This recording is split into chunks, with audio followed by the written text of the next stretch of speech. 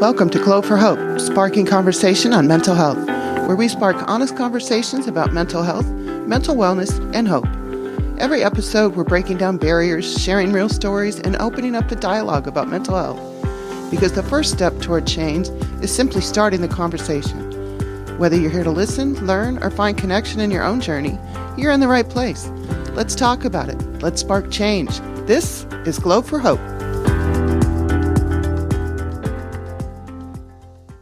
Welcome to the very first full episode of Glow for Hope, Spark Conversation on Mental Health, where we're lighting the way to open conversations and brighter futures. We're your host. I'm Delisa Richardson. And I'm Kelly Pelker. If you're new here, Glow for Hope is a nonprofit that creates safe spaces for real talk around mental health and suicide prevention.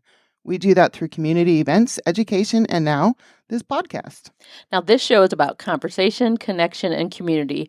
We're not therapists. We're just two women who have been impacted by mental health challenges, and we're here to ask the questions, spark the dialogue, and hopefully help you feel less alone.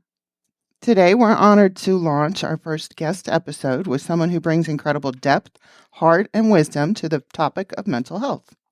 Christina Kittstein is a licensed clinical professional counselor and a board-certified art therapist with over 2 decades of experience. She's worked across the full mental health spectrum from inpatient to private practice and is known for integrating traditional talk therapy with expressive arts and evidence-based practices. Her specialties include trauma and complex trauma, and she's trained in cognitive behavioral therapy, dialectical behavior therapy, internal family systems, and EMDR, which she uses to help clients process deep emotional pain and reclaim a sense of peace. Now, Christina is not only skilled clinically, she's deeply compassionate, creative, and a fierce advocate for mental wellness that's accessible, real, and human. Christina, welcome to the show. Thank you so much. I'm very happy to be here. So let's start at the foundation. When we say mental health, what are we really talking about? And how does mental wellness fit into the conversation? Is it a goal, a mindset, or a buzzword? Sure. So mental health is more a state of being. If we think about our physical health, we can be well and physically healthy, but sometimes have a cold, or we could have a disease, a heart disease, or cancer or something like that. So it's our physical state of being is our mental health. And when we're talking about mental wellness, that is our proactive plan for interacting with ourself, our body, our mental health, emotional health, physical health in the world. So our mental health can change. If you're diagnosed with depression, you can have the mental illness of depression, but it isn't always, the symptoms aren't always present. We get periods of time that we're not depressed. Even if you have the diagnosis, you're not always depressed. And our mental wellness is the act and activities and interventions and coping skills that we use so that we can stay as healthy as possible throughout every day of our life. So let's talk about self-care for a minute. And, self-care is kind of trending everywhere, but it's not just face masks and massages. Absolutely. So, Christina, what is real self-care? So self-care fits in very well with mental wellness because it is the taking care of our physical body, our brain, our heart, our soul. And in my opinion, I really believe it's the understanding of all of the connections of both. If we don't have physical wellness, our mental and emotional wellness is going to struggle. And vice versa. If we are not mentally and emotionally well, there are physical symptoms that come along with that. I can't quote the statistics about this, but most people are pretty familiar with doctors who will say things like, well, stress is the number one cause of heart attacks, or I don't know that it's number one, but stress is an emotion. So how does that cause a stroke or a heart attack or a physical symptom like that?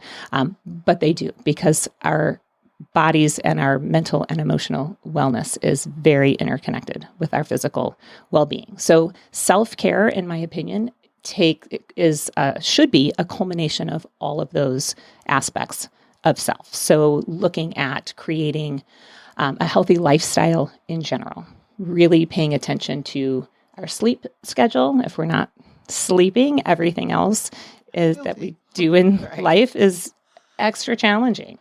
And our physical body needs sleep for repair. And with our brain, which uses so much energy throughout the day, the only time that our brain can really dump the excess waste material from all of our brain cells that are functioning and burning up energy to remove that waste product from our brain is during our sleep. So if we are missing out on sleep, then you've probably maybe even experienced it yourself or heard other people talk about having brain fog and it's difficult to focus or it's difficult. I just can't really think clearly. That's a direct effect of not having enough sleep and not really your physical body not being able to drain the waste product from the cells that are doing their work all day long. So we need to be able to have good sleep. In addition to that, we really need to have healthy diet and nutrition and make sure that we're eating whole foods that are filled with nutrition so that our body gets the energy that it needs so we can then do all of the things that we need to do in life, but especially and hopefully building a self-care plan that also builds in fun and relaxation and face masks and massages along with some playtime. You know, we've heard in a 24-hour period, we should have 8 hours of work, 8 hours of play, and 8 hours of sleep, right? In a perfect world, wouldn't that be great? That would be great. Yeah. 8. We're usually overworked. We're usually not sleeping 8 hours. And does play get in there? Maybe sometimes, but we need some relaxation. We need downtime. We need to take care of our body to be active and busy and move, but then also have that time to rest and relax and recover. And for our brain to be stimulated and intrigued and learning new things, but then also relaxed and being able to recover as well from the stress of all of the day.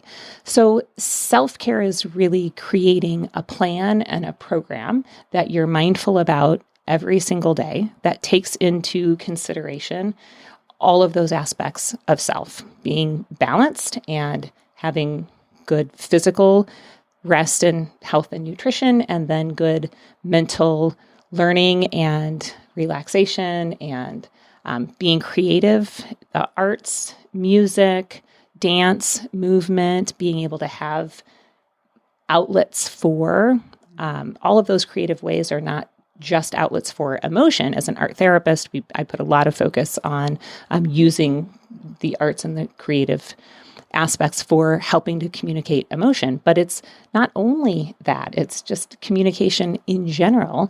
And it's healthy for our bodies to be able to move in a creative way like that For sure. as well. I think the key thing that you brought up is that it's every day.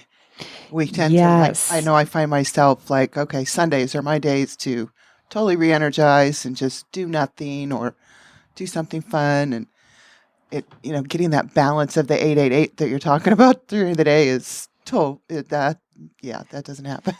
It's try really hard to strive for. Yes. Well, in saying that, just sleep specifically is something that once we've missed it, we haven't gotten 8 hours in a day. You don't get to make it up. Even if on Sunday you sleep for 12 hours, you're not making up any sleep that you missed out on. So trying to be mindful throughout the week and being able to build in some daily things. And life doesn't always work that way. Sometimes we have balance in our life that's more by the season. I personally prefer living in the Midwest and having the change of seasons so that we have summer, which, it's super hot right now. Oh, yeah. But it won't stay. And we'll get fall and we'll get a cold winter and we'll get a rainy spring. I like having that fluctuation and those changes, but the human body is designed for movement and balance, and we are always physiologically moving towards homeostasis. Naturally, our body knows what to do, and it is always trying to do it. Our job is to create the best environment that we can for our body so that it can naturally do what it's designed to do. Mm-hmm. And I think that's also under that category of self-care. How do we create the healthiest environment that we can, take care of ourselves and the aspects of our environment when and where we can, so that our body has the best chance to be able to do what it's designed to do. And get into our circadian flow. Our yes. circadian rhythm. Our rhythm. I learned a lot about that a couple years ago in a course. Yes. Tried to follow that, but I'm like, it's so hard. And especially around here when the time changes and when you're, I'm an older woman, so the life changes and stuff that you go through after 50 and trying to sleep through the night. And all that gets disrupted and can have a lot of impact on. And those are the regular natural challenges that you have as a woman over 50, but just our societal challenges. We all have screens. Social media, and we get caught up in the blue light from all of the screens and what it does to our brains. And not even just screens, but in our homes, we have bright lights, and our bodies are designed to go to sleep when it's dark and wake up when it's light. And that's what our circadian rhythm is connected to, the rising and the setting of the sun. And we have artificial light. So we're fighting against that when we're keeping those bright lights on and working late until the evening and not sleeping good enough or long enough. And it can absolutely wreak havoc on not only our physical body, but definitely negatively impact our mental and emotional states as well. For sure. Since I've been more aware of it after taking that, I can totally tell and just watch it on my Fitbit. And my neighbors, you probably don't see Delisa because you're on the front side, but I do turn a red light on downstairs like after 8 o'clock. But then I'm sitting there watching TV in the red light. Or I've got my phone in my face. Small steps. Uh-huh. Small steps. Baby steps. I know we just talked a lot about self-care, and I want to kind of piggyback and have you talk a little bit about self-love. Absolutely. I know that, when you're really struggling, that can be really hard for someone, but what would that look like? Because it would seem like if you kind of love yourself, you're going to take the steps necessary to do the care part. But if you're struggling with that self-love, how can that? Absolutely. And they are definitely connected, but they aren't the same. And you don't have to have self-love to be able to have self-care. Self-care is a practice, and it is preferably, hopefully daily, that we are putting plans in place for taking care of our body and our mind and our heart and our soul. And if we don't have self-love, the act of going through the process of self-care continually can help to encourage and to grow that love of self. But you can still have self-care without self-love. Really, it's a much better place to exist if we have some love for self. It's a healthier place to be. And when people struggle with self-love, part of the therapy process that I work on is trying to figure out when did that go wrong? Because also, as humans, we are designed to love. We are designed for connection and attachment and love and bonding. And that safe, healthy attachment allows us to grow and be healthy and well and interact with the world and be successful. And often things go wrong early in life, and individuals aren't necessarily aware of that, or it becomes topics and ideas and concepts that get buried or are built into their core belief about self. So if something didn't go right or well for a child through their development, they can turn into an adult who believes they aren't worthy of love, or they don't deserve love, or that they just aren't lovable. And then that's really difficult to have self-love if you've internalized a message of I'm unlovable, then you go to a therapist, or the social worker at school says, well, you just have to love yourself more. Oh, what does that mean? And what does that look like? And, or I really don't love myself. So when we're in a place of not having self-love, self-care does become more difficult. And it can be a challenge, and it can be a struggle to take care of your body, your mind, your emotions, yourself, if you don't have that self-love, which also gets very intertwined with self-respect. And if you're not respecting yourself, then why would you invest time into taking care of yourself? Because it's something you don't care about too much.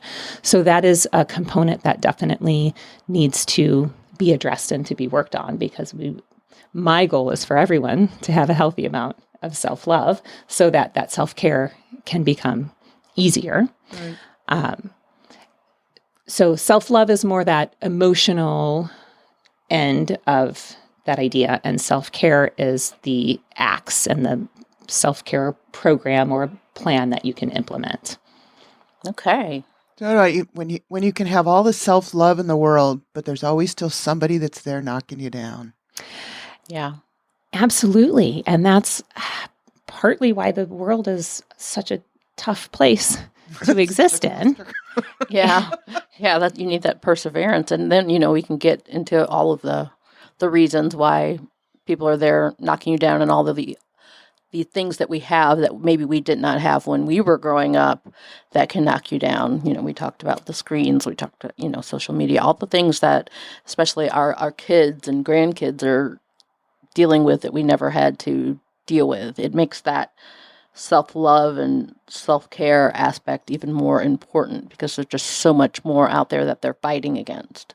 Absolutely. And if we have more self-love, then it's a little bit easier to stand back up when we've been knocked down. But if you're already struggling and you already have that core belief of I'm unlovable, when I get knocked down, it then gets interpreted as, and see, there's even more evidence that that's the truth. So then it can strengthen that belief, which makes, it's a very jaded, like a self-fulfilling prophecy kind of thing. Absolutely. Which leads to depression, because that doesn't feel good. And when you're receiving that message continually and not taught, or don't have the skills or the resources to be building coping skills and healthy self-care plans and mental wellness programs, it can feel very, very isolating. And the more isolated we become, the more disconnected and separated that we become from the world, the more depression we're going to feel, for sure. Because again, as humans, we are designed for connection. We survive because we live in families, groups, communities, neighborhoods. We need that group and that attachment and connection. And when we don't have that and we're isolated, we can be very depressed and have anxiety and have all of those things that don't support mental wellness. So it's very important to be able to help everybody learn those coping skills and to understand what those triggers are. And because I'm a therapist, in therapy, that's part of that. It doesn't only happen there, but it's where a lot of that process is happening of, how did we get where we are here, and what changes can we make so that we can be in a healthier, happier, better place. So I always hear the phrase about people talking about go touch grass, and they're like, hey, that's a real thing. That is really important, because, you're talking about getting outside, getting around people, not kind of keeping yourself in a bubble. And I know, over the last 5 years, with just everything that went on in the world, people got in that bubble, and some people are staying in that bubble. And it's anxiety filled to go out of that bubble. So how would you suggest to work with someone to try to get them out of that, and even the self-care, self-love aspect, if you're talking about a child, how young, when should you start that if you're a parent, kind of instilling that in your child? That's a wonderful question, and I'm so thankful that you asked it. It's one of the things that we've struggled with Glow for Hope. It's like, okay, where do we want to put all this education stuff? We wanted to start, I know a driving force behind starting the organization was me as a parent and knowing I didn't do it all right. And so how can I help other parents not make the same, I don't want to say mistakes, but just to do it better. I did what I did because it was the best thing I knew, and I didn't know what I didn't know. Right. When you know better, you do better. Right. And so do we start with the parents or do we start with the kids and teach them the coping skills, or how do we do both? Or what are schools doing? Is this going on in school, or what's the best way to do this? Yes to all of that. Okay, give all the answers. We absolutely want to start individually with ourselves, because when we have good mental health and good mental wellness and good coping skills, and all of that builds good energy, then we are naturally giving off positive vibes and sharing good energy with the world. So that can begin with us at any stage in our life, at any time. As an individual woman, and I am a mother, I have 3 children of my own, but before I was even pregnant, me being responsible for my own mental health and my own mental wellness and keeping a balanced schedule the best as possible and working on building my own coping skills and understanding my emotional messages and doing all of that, then when I become pregnant, from the moment of conception, I am already creating the best environment that I can create for my unborn child. And then hopefully that child is born as healthy as possible. And from the second I have boys, the second he breathes his first breath, we are continuing to work on building that attachment, that bonding, that love, that safety, that connection, and growing coping skills and creating balance and structure for our children and in our household from day one, from even really before conception, because we start working on ourselves, and then from the moment of conception, we start working with our children and for our children so that they can learn and they can experience those things. And trauma is a whole probably different podcast, but some of the newest research is showing how trauma is transgenerational. So that gets passed down through our DNA. So when you say, when do we start with our kids? Like at what age? Yeah, we start with ourselves so we can be the healthiest version. So when we have our own children from conception, they're getting the best DNA that they can get. And we're creating the best environment for them along the way. And it never stops. Because even when we're not birthing our own grandchildren, we are still responsible for the energy that we're sharing, the environments that we're creating and contributing to, not even just in our own household, but in our own communities and in our world. We're all connected. Right. So true. I like that. Now you just give us more to think about. It's like, okay, which way do we really go? Okay, so I don't know if we might have touched on this a lot, but we talk a lot about mental health, but how connected is it to our physical health? You've touched on that a little bit, but what are the things that we should really be paying attention to? And as we have some folks who, like I have a chronic illness, I have inflammatory bowel disease, and sometimes it can feel like your body is betraying you, or if you're diagnosed with something physical and you can't do the things that you used to do, you can really feel like, what is going on? Whether it's illness or pain or chronic fatigue, how can you start to reconnect with yourself safely and from a place of kindness and grace, and maybe you can't do the things you used to do, and maybe focus on what you can do now? Mm-hmm. How does that work? You said so many really key words and so many important things. And You're so smart, Elisa. I appreciate that. So our mind and our body, traditional Western medicine has been really good about separating and disconnecting the head from the body. And that is such a huge disservice. It's not separate. And it's so connected. The gut, you may have heard, but they call the gut the second brain. Yep.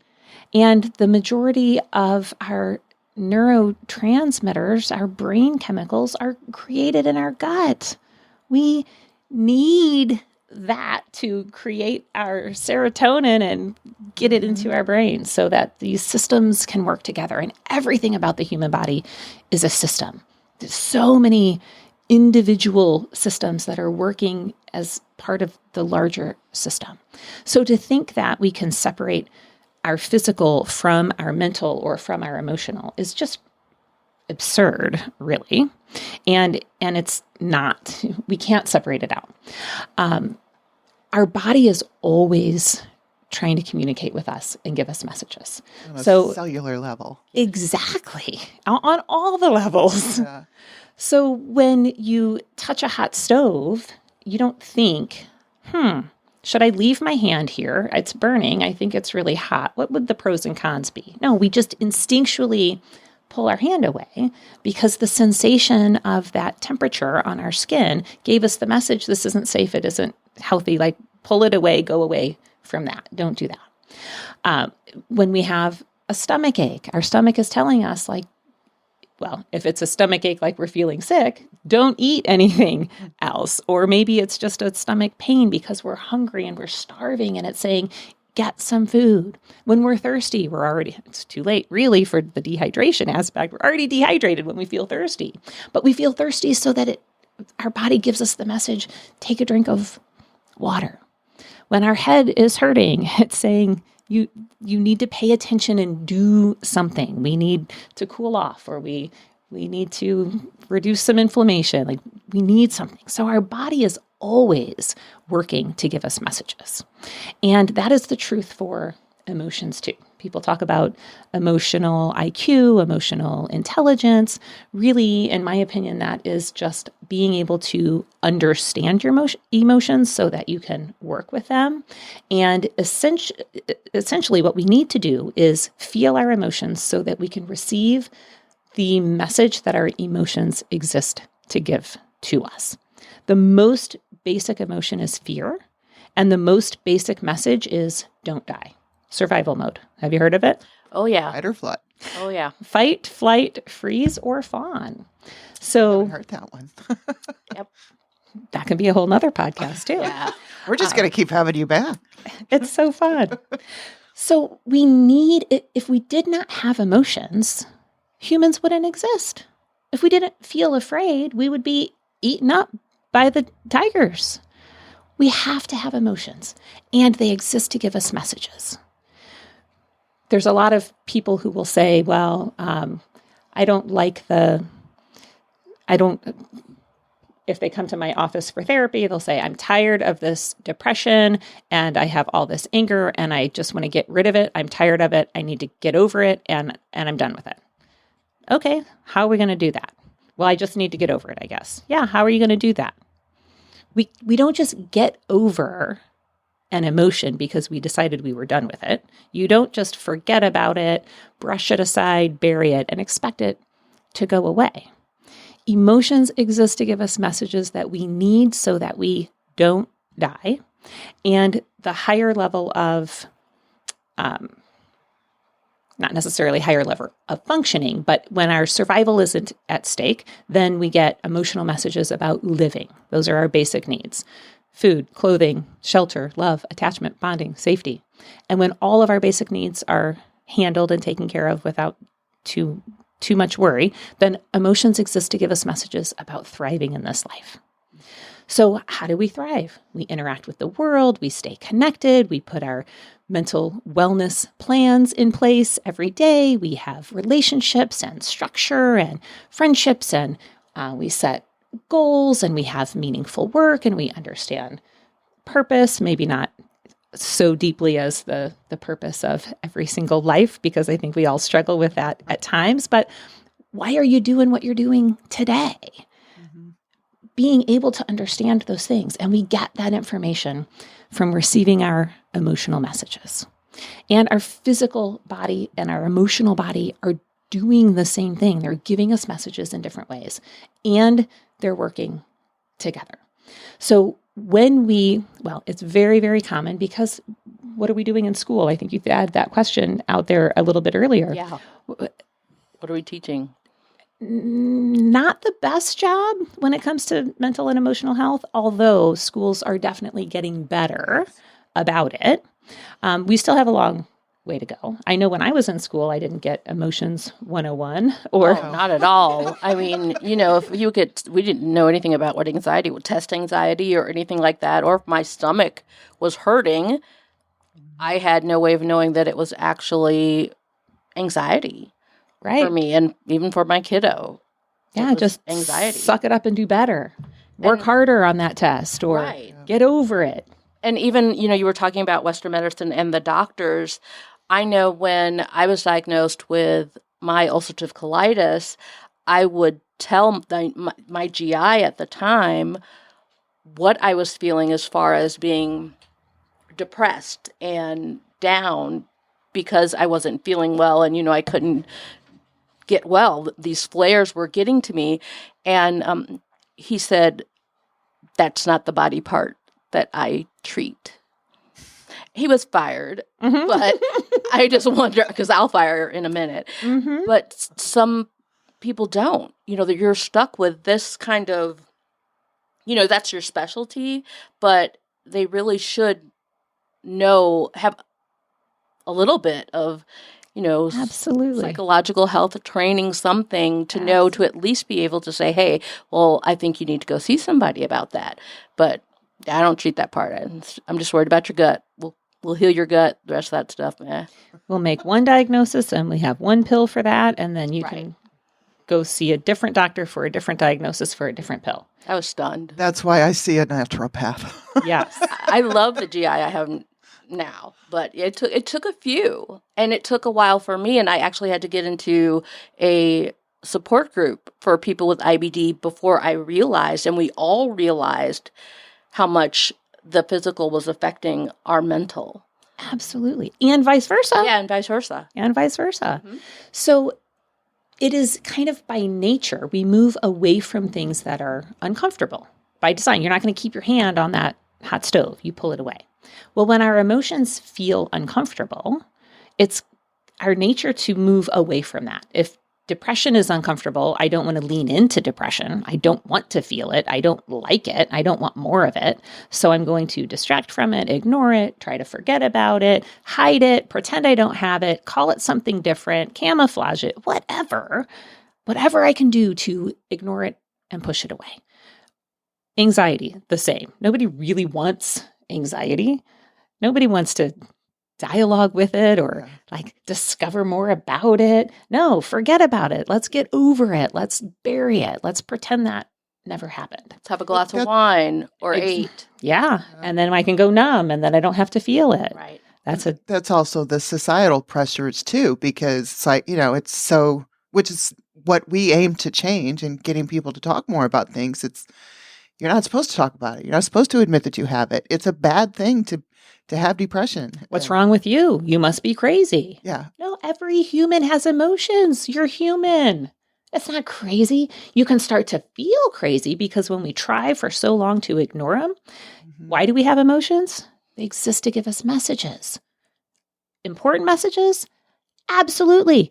Messages about survival, about not dying. If we didn't have emotions, we would be dead.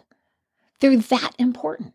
So for us to just mentally say, I'm going to pretend like I don't have this emotion or I'm going to ignore it, our body is smarter than that. It's not going to let that emotional message just disappear or blow away on the wind. No, it sticks around until we eventually get it.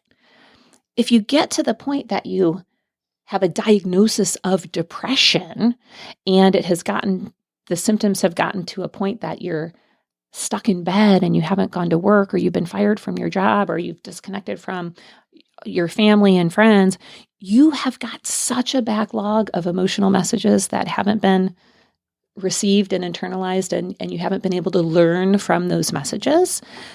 That's really all it's saying. Do you ever have yourself or know of those people who have email inboxes that are like 10,000 unread messages? Yes. I'm sitting here looking at mine right now. 42,965. That's Okay. one inbox. You're the winner. It's kind of like that. So our job, and what I try to help people learn about and learn how to do, is to lean into those emotions, to feel them, identify them, work with them, receive the message. And when we get the right message from the emotion, then it really truly does go away because we don't need it anymore. We need emotions for the purpose of not dying, living, and thriving. Now, that's very interesting. And I wanted to touch a little bit on like burnout, because we're talking about, ignoring our emotions. And I've heard so much, that hustle culture was so in a while ago. And now we're kind of going, no, but towards Now the we're all soft quiet culture, the soft life. But that hustle culture is still with some people. I get up at 5 a.m. and I do this and this and this.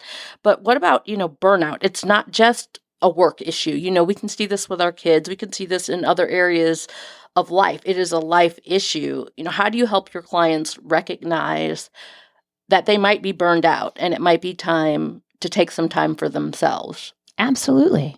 And burnout, in my definition, is really that we have just become overwhelmed with whatever the set of triggers are. So if we are burned out at work, we're overwhelmed with the workload, the maybe not the load, but the intensity of what it is that we have to do, or whatever the components are there that become too much, too often, too high of a level. So then we get burned out and our body just starts to shut down. Our brain starts to shut down. Our body starts to shut down. We don't want to go. We aren't functioning well when we're there. We're not focusing. We have brain fog, those kinds of things. Heart shuts down. Yeah. Yeah. Literally. Snap on somebody Literally. in the office. Yeah. Your heart shuts down. That's your overwhelm and level of emotions that are stress, in essence, that is relying on your heart now to give you the message because you haven't listened to the emotional messages. So now we're going to flip over to the physical part, because if it feels like you're having a heart attack, or which that's kind of what a panic attack is, it feels like you're really dying and like you're having a heart attack, or if you're actually really having a heart attack, it's hard not to listen to that, right? Like, wake up. You have to get this message. It's vitally important for your life. And we can be burned out at home. It doesn't have to be work. And during the pandemic was especially difficult for so many people, because now people who are working outside the home in regular 40-hour-a-week jobs are having to renegotiate how all of that looks and work from home or be laid off, or parents who have children, school-age children, are now having to learn how to be teachers and try to work, and so many things. And you mentioned the connection part of that too. The pandemic was so bad for so many people because, again, as humans, we are designed for connection and safety. And the pandemic took those two main things away. Safety was gone because nobody knows what this is, and people are absolutely dying, and you don't know how you're going to get it or what the symptoms are going to be or what to do about it. So stay in your house because it's scary and not safe. But then also there were laws, rules that we can't connect with people. And what, as humans, we are designed to do is to lean into family and friends and community and have connection for coping and health and wellness. And then we were disconnected from all of those things too. So it was kind of that double whammy. This is semi-related. I was talking about 9/11 with somebody the other day and looking at people on the streets were running, right? Right. And obviously there's like all this dangerous stuff going on and people are running. Where were they running to? Just away. Right. But away from what? And really to where? the people who were interviewed about that were all running in the direction of their home. Wow. We are designed to go to our family, our safe place, our tightest knit community. And how did we respond after 9/11? How do we respond after any kind of tragedy? We pull together in community and we rely on each other. And then the pandemic even took that away from us. Right. Yeah. Separate everybody. Don't hug. Don't be in the same space. Have glass between you. Put on a mask. Put on gloves. That's very damaging. That creates burnout because now our emotions, we're getting overwhelmed with the triggers. We're getting overwhelmed with the expectations. We're getting overwhelmed with all of those components. And so that's what burnout is. When our system can no longer stay balanced because of the environment that we're in, whether it's work or home or wherever.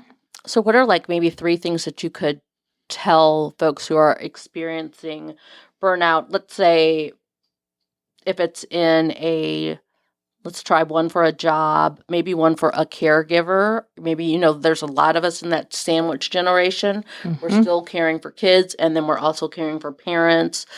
And then maybe just for our students. What are like one little helpful tip for each of those situations? Absolutely. And I think that the helpful tips that I'm going to share are good for all of those collectively, because it does come back to creating the healthiest, most supportive environment for your individual system that you can. Our body innately knows what to do, and it wants to do it. We have to create an environment that allows it to do what it naturally knows what to do. And it comes back to setting boundaries. And whether you're at work and you need work boundaries, or you're at school and you need school boundaries, or home. But the concept of boundaries is about helping keep our mental wellness plan on track. So if we need to be in the best mindset and be emotionally regulated, we need to start with our sleep. Set a boundary, set a bedtime, hold yourself to that.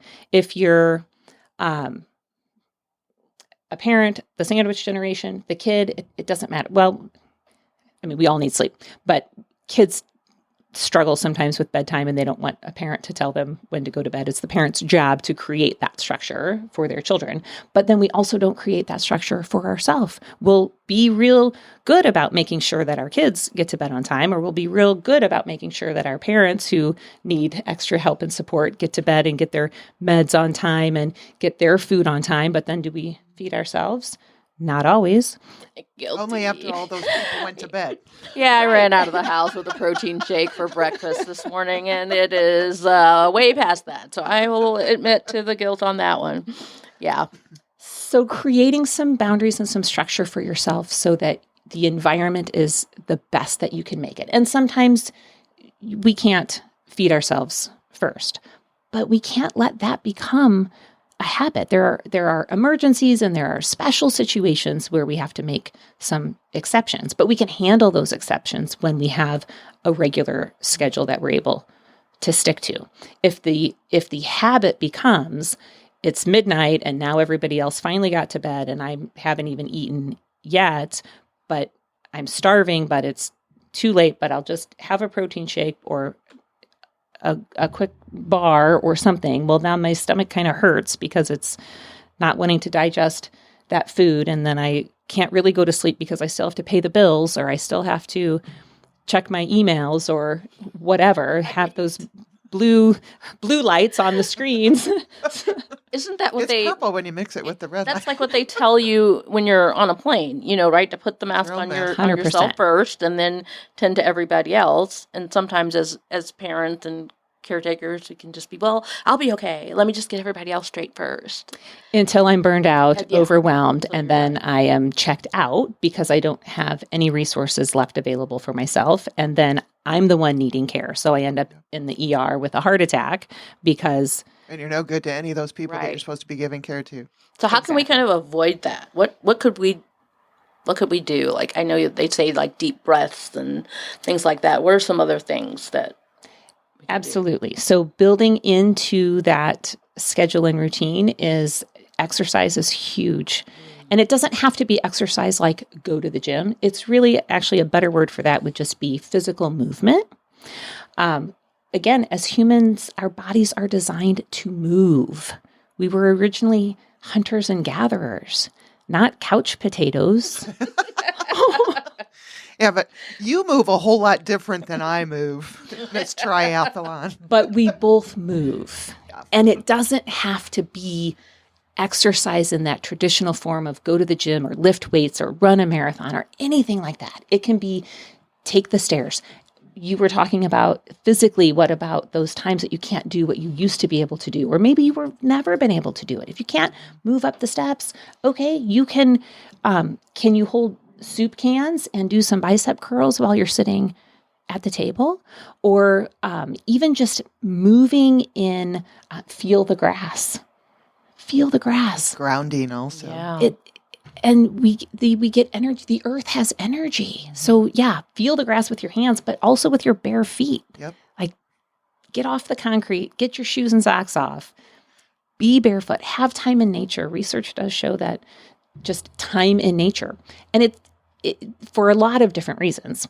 But when we are in nature, there are so many other triggers and things that we can notice if we give ourselves the time to be mindful about that. And it doesn't have to be a 3-hour hike through the woods. It can be 10 minutes of sitting on the ground and just listening. Do you know how many things you can hear? I love that. Yep. Just close your eyes and listen. Absolutely. And if we don't have time for that, when you do put yourself to bed, there are so many apps, and I know this is encouraging a screen or a phone, but you don't have to have the screen on, but turn on some nature sounds on an app so that you get some of that nature sound to help calm your body. I use a brain tap device, brain entrainment. I do it every day, 2 to 3 times a day, and I love it.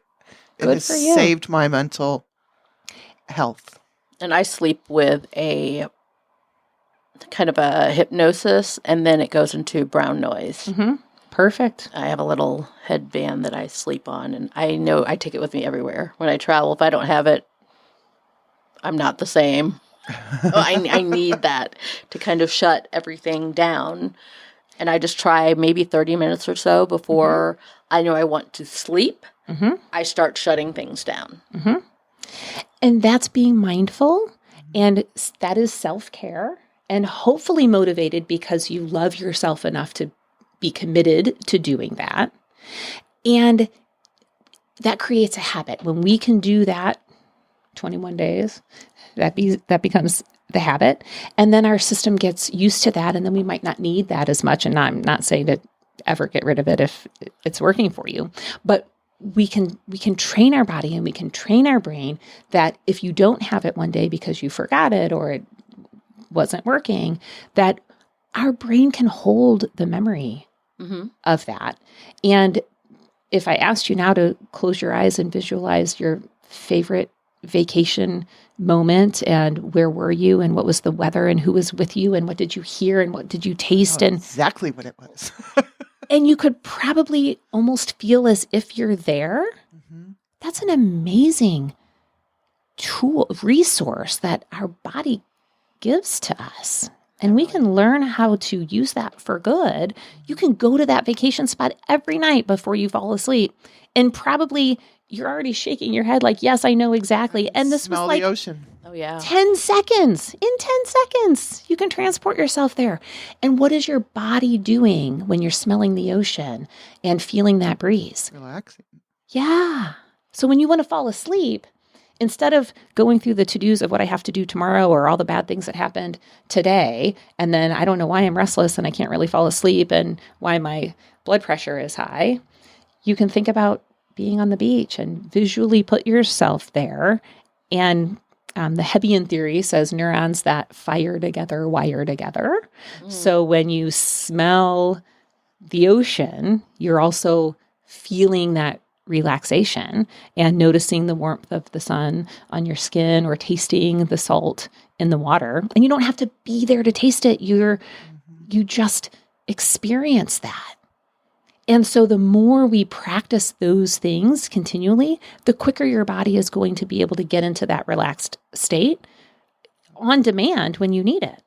So then the next time you have to, you're running late and you're stuck in the carpool line and you're getting nervous and you're starting to feel all this anxiety, assuming you're still in the carpool line and you're parked.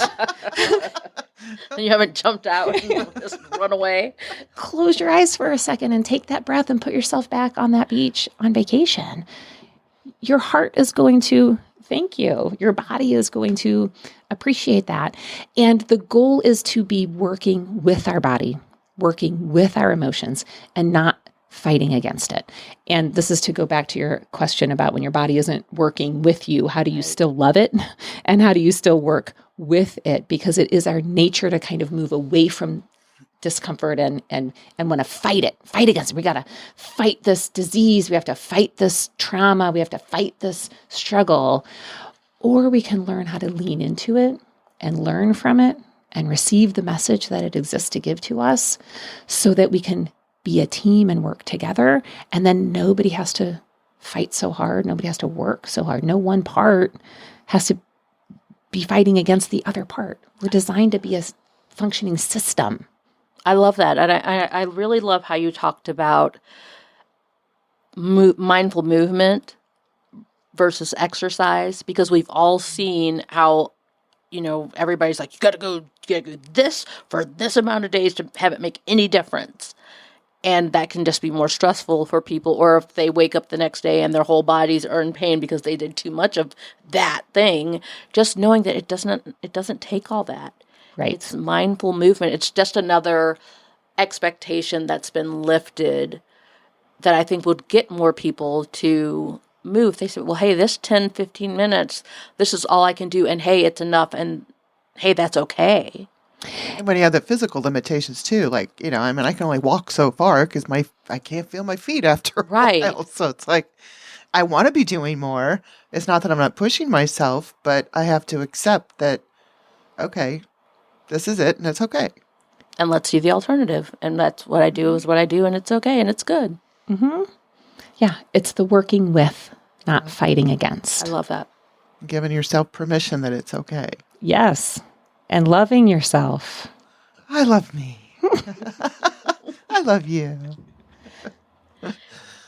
All right, well, we could go on and on and on. I think we've already suggested 3 other episodes out of this one. So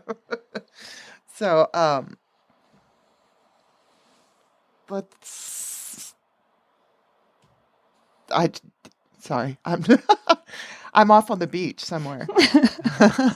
So thank you, Christina. This has just been such a great conversation. Lots of learning. You're such a depth of knowledge, and really working through kind of what the foundation of mental wellness, mental health is. And so for our listeners next week, we're actually going to have Tina back, and we're going to dive into the big question we hear all the time of, who do I talk to?